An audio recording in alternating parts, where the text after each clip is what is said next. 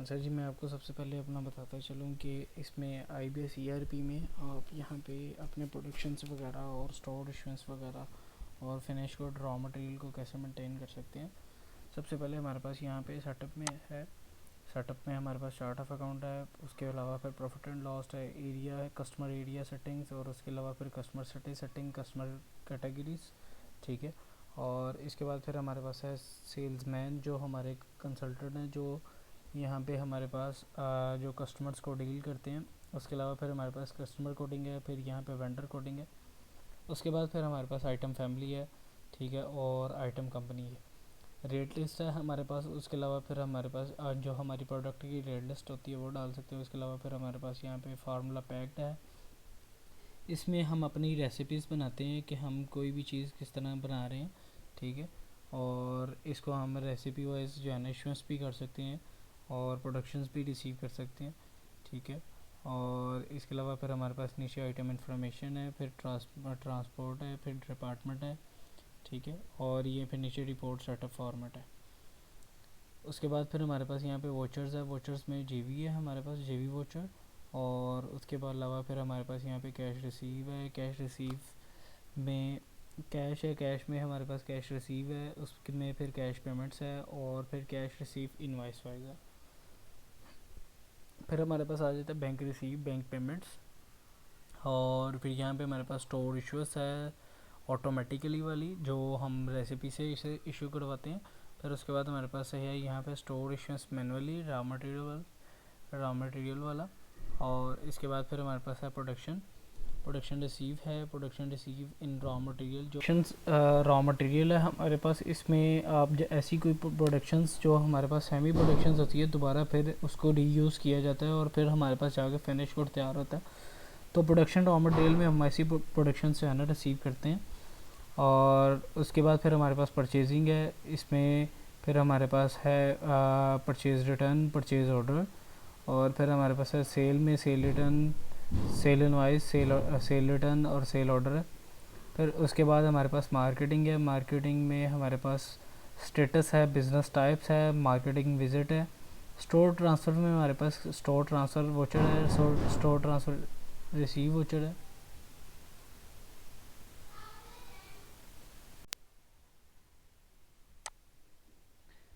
Sir जी, मैं आपको बताता चलूँ कि हमारे पास यहाँ पे प्रोडक्शंस के बाद फिर हमारे पास यहाँ पे प्रोडक्शन रॉ मटेरियल के बाद हमारे पास यहाँ पे रिपोर्ट्स हैं, प्रोडक्शंस लेजर है, अंडर प्रोसेस बैच जो है हमारे पास वो है लेजर।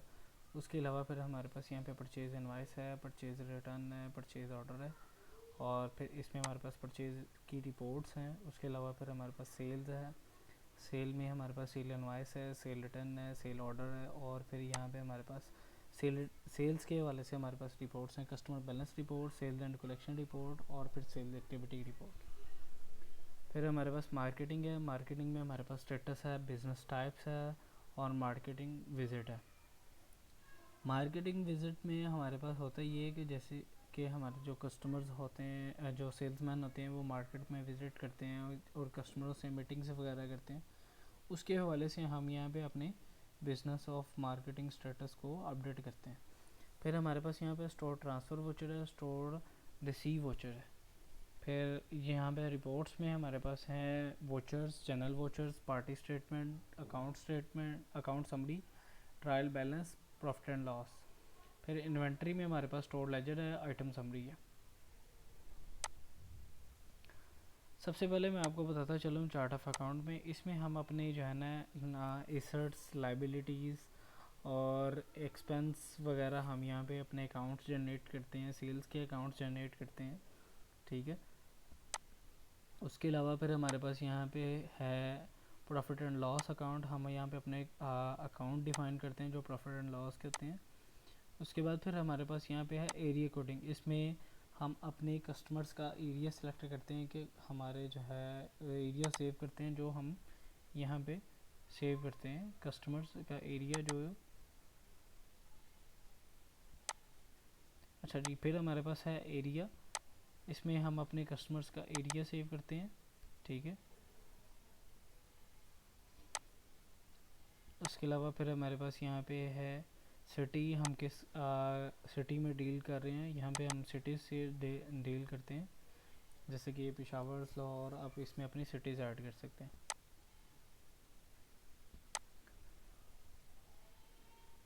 फिर यहाँ पे हमारे पास है कस्टमर कोडिंग, यहाँ पे हम अपने कस्टमर्स जनरेट करते हैं। सबसे पहले इसमें मैं बताता चलूँ कि हम नया कस्टमर आपने कैसे सॉफ्टवेयर में ऐड करना है। सबसे पहले आप यहाँ पे बताते चलूँगा कि आपने यहाँ पे कंपनी नेम देना है। उसके अलावा फिर आपने टेक्स्ट टाइप लिखनी है कि नॉन रजिस्टर्ड है, नॉन रजिस्टर्ड है, और कस्टमर किस कैटेगरी का है वो आप यहाँ पे अपनी कैटेगरीज ऐड कर सकते हैं। उसके अलावा फिर यहाँ पे एड्रेस, ईमेल, फ़ोन, और फिर उसके बाद फिर NTN ID कार्ड अगर है तो ठीक है, इसके वरना आप खाली छोड़ के भी इसे सेव कर सकते हैं। और फिर यहाँ पे हमारे पास एरिया है, एरिया सेटिंग है। उसके अलावा सिटी है, सिटी सेटिंग है।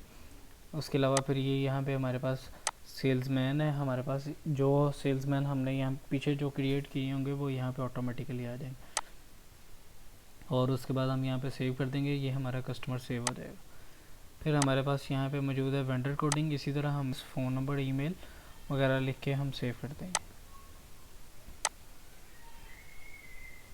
उसके बाद हमारे पास यहाँ पे आइटम फैमिली है, कंपनी है। आइटम्स की हम जो है इसमें सारी चीज़ें डालते हैं। जो आइटम्स फैमिली है और कंपनीज है वो यहाँ पे आ रही होती हैं हमारे पास। अगर बिलफर्ज आपने कोई फैमिलीज या कोई कंपनी ऐड करनी है तो ये यहाँ पे आप डाल के सेव कर सकते हैं।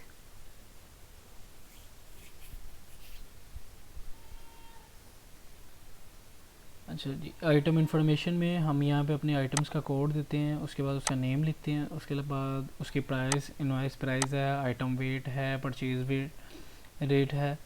उसके अलावा आइटम प्रोडक्शन परसेंट है। उसके अलावा इसमें हम अपनी जो है फैमिली सेलेक्ट कर सकते हैं, कंपनी नेम सेलेक्ट कर सकते हैं। उसके अलावा हम यहाँ पे आइटम्स की कैटेगरी सेलेक्ट करते हैं कि ये रॉ मटेरियल आइटम है, फिनिश गुड है, वो जो भी है हम यहाँ पे सेलेक्ट कर लेंगे। उसके बाद फिर हम यहाँ पे इन्वेंट्री टाइप लिखते हैं कि ये स्टॉकेबल है, नॉन स्टॉकेबल है, वो डाल देते हैं। उसके अलावा फिर इस आइटम पे हमने अगर GST अप्लाई करना है तो वो डालेंगे, और यहाँ पे हम सेव कर देंगे। फिर जब हम बिल बनाएंगे तो ये ऑटोमेटिकली इसी इधर से सारे लिंक्स होंगे।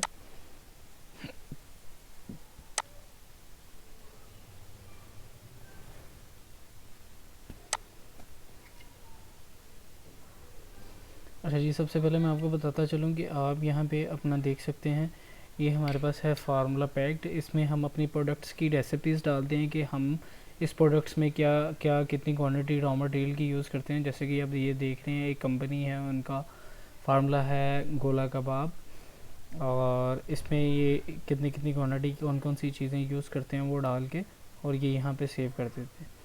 फिर उसके बाद हम चलेंगे यहाँ पे स्टोर इशुएंस में।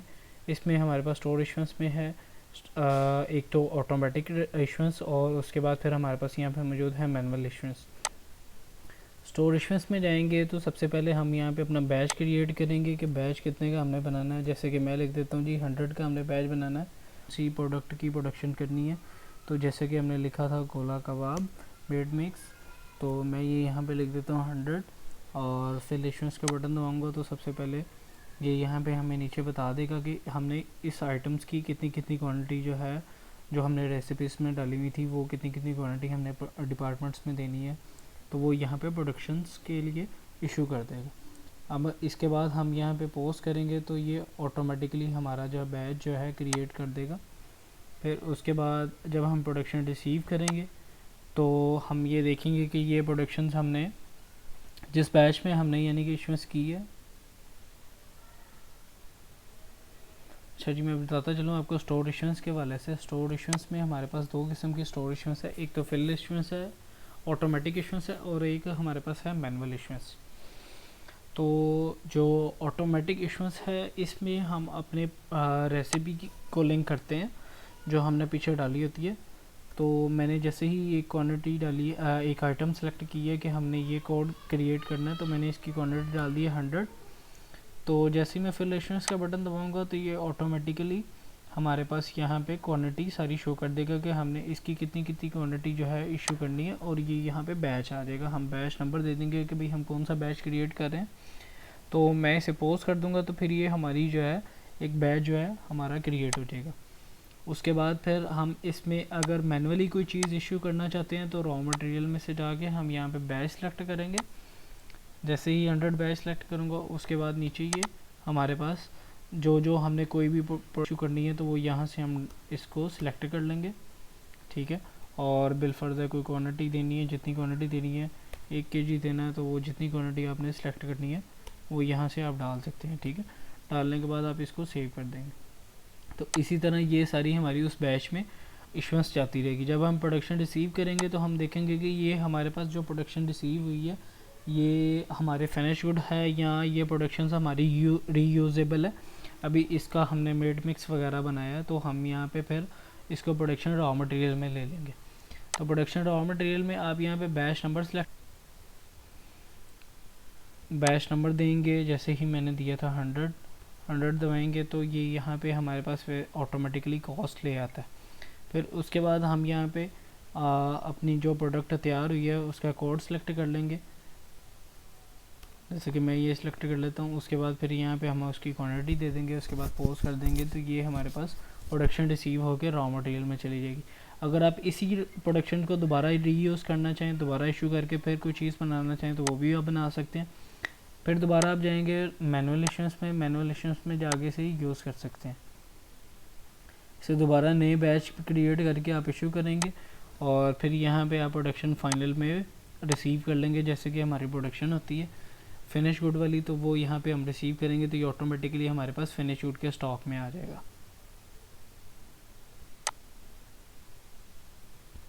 उसके बाद हमारे पास यहाँ पे है परचेज़ में हम अपनी रॉ मटेरियल परचेज़ करते हैं। जितना भी हमारा रॉ मटेरियल है वो यहाँ पे हम परचेज़ करते हैं। सबसे पहले हम यहाँ पे सप्लायर सेलेक्ट कर लेते हैं। उसके बाद फिर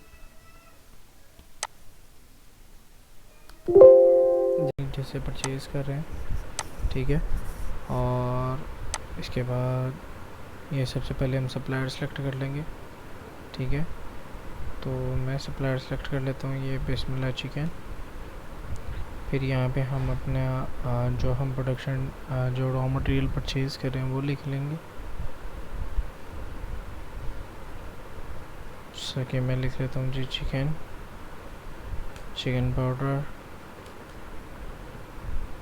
और यहाँ पे मैं लिख देता हूँ जी कितना 12 kg और यहाँ पे मैं रेट डाल देता हूँ 500, ठीक है। और इसी तरह फिर मैं यहाँ पे सिलेक्ट करता हूँ 10 kg, इसके रेट में 400 डाल देता हूँ 40। और यहाँ पे आप पोस्ट करेंगे तो फिर ये आपकी इनवॉइस पोस्ट हो जाएगी, ठीक है। और इसके बाद हमारे पास है सेल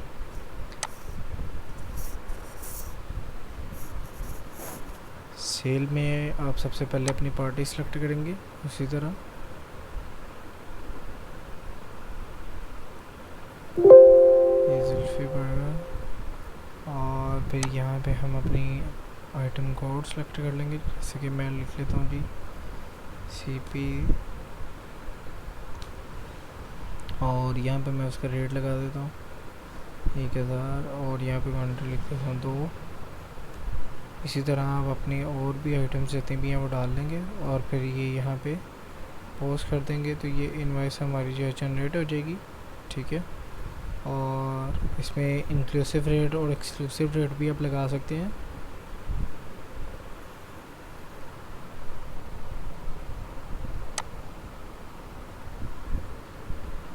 बस है मार्केटिंग में आप अपनी मार्केटिंग विज़िट जो आपके सेल्समैन विज़िट्स करते हैं जिन कस्टमर्स को, आप उनका डाटा सेव कर सकते हैं अपने रिकॉर्ड के लिए।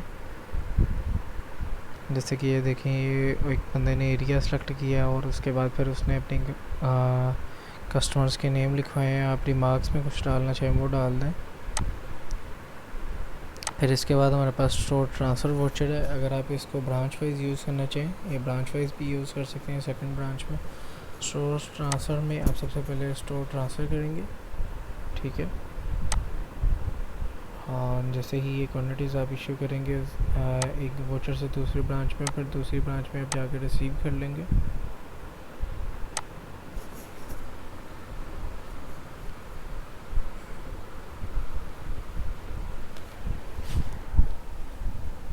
इसके बाद हमारे पास है रिपोर्ट्स में है watchers, general ledger, party statement, account summary और ट्रायल बैलेंस। जनरल लेजर में हम अपने किसी भी कस्टमर्स का बैलेंस देखना चाहें वो यूज़ करते हैं, रिपोर्ट ले लेते हैं, ठीक है। और फिर हमारे पास यहाँ पे पार्टी स्टेटमेंट में इसमें डिटेल लेजर आता है। और यहाँ पे फिर हमारे पास अकाउंट समरी है, इसमें हम किसी भी यानी कि अपने रिसीवेबल्स और पेएबल्स का बैलेंस देखना चाहें वो देख सकते हैं। उसके अलावा फिर हमारे पास यहाँ पर ट्रायल बैलेंस है।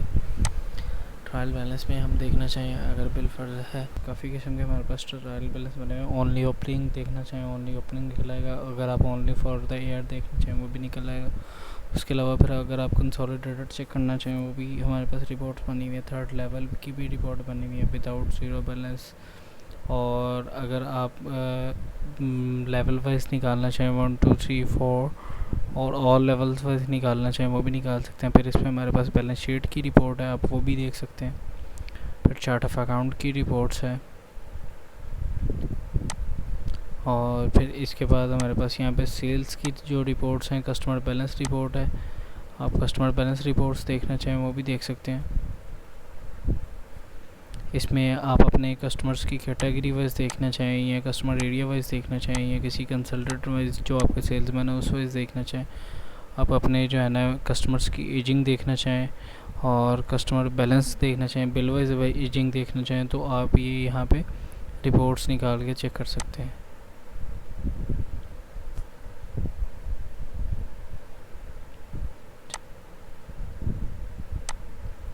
फिर इसी तरह हमारे पास इसमें सेल्स की रिपोर्ट है, सेल्स एंड कलेक्शन रिपोर्ट्स।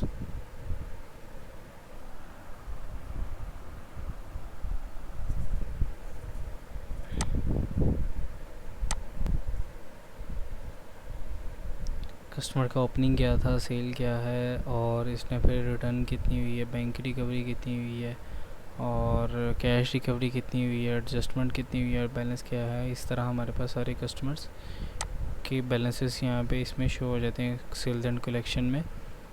और इसके बाद फिर हमारे पास यहाँ पे मौजूद है सेल्स एक्टिविटी। अगर आप अपनी सेल्स की रिपोर्ट्स देखना चाहें, डेली सेल्स, मंथली सेल्स और सेल्स समरीज की रिपोर्ट्स, वो भी आप यहाँ पे देख सकते हैं।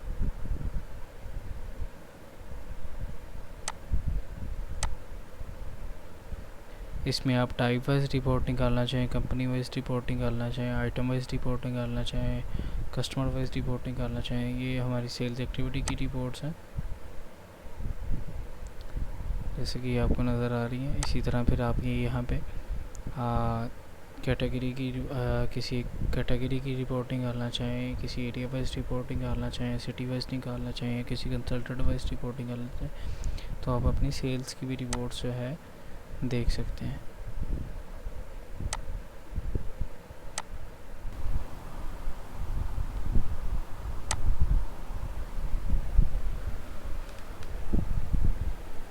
इस रिपोर्ट को आप देख सकते हैं, जैसे कि ये देखें, इस रिपोर्ट में हमारे पास ओपनिंग बैलेंस, जो परचेजिंग है, फिर सेल है और क्लोजिंग है, वो सारी आ रही है, ठीक है। टाइप वाइज निकालना चाहें, स्टोर वाइज निकालना चाहें, कंपनी वाइज निकालना चाहें, आइटम वाइज निकालना चाहें, सारी रिपोर्ट्स आप यूज़ कर सकते हैं।